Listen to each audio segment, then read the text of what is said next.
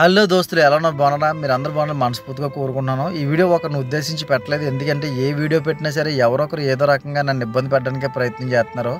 కాబట్టి ఒకరిని ఉద్దేశించి పెట్టలేదు, కానీ నా మనసుకు బాధ కలిగి పెడుతుంది. అదేంటంటే పరాయి సొమ్ము పాము లాంటిదంట. మన పెద్దలు ఊరికనే చెప్పలేదు. ఎందుకంటే ఒకరి సొమ్ము మనం అక్రమంగా తింటే అది ఎప్పటికైనా దాని ప్రతిఫలాన్ని మనం అనుభవించి తీరాల్సిందే.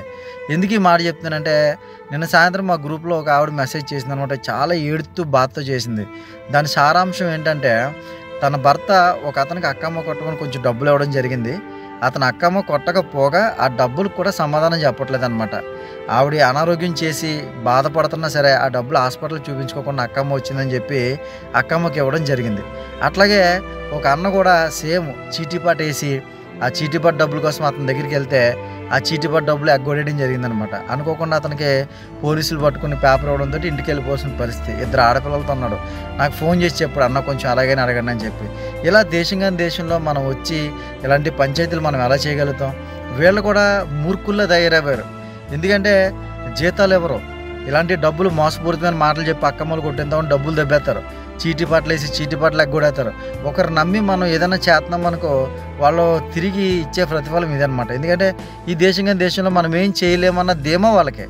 వాళ్ళని అటాక్ చేయలేము, వాళ్ళపై కేసులు పెట్టలేము, ఏమీ చేయలేమన్న ధీమాతోటి చెలరేగిపోతున్నారు చాలామంది.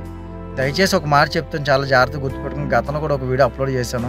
మీరు ఎవరికైనా అక్కమ్మ కొట్టించమని డబ్బులు ఇచ్చినా, చీటీపాటగా అని చెప్పి డబ్బులు వేసుకున్నా, ఎవరి దగ్గర ఉద్యోగం జాయిన్ అయినా ఫస్ట్ వాళ్ళ ఇండియాలో అడ్రస్ తెలుసుకోండి, వాళ్ళ ఫొటోస్ తీసుకోండి ఫస్ట్.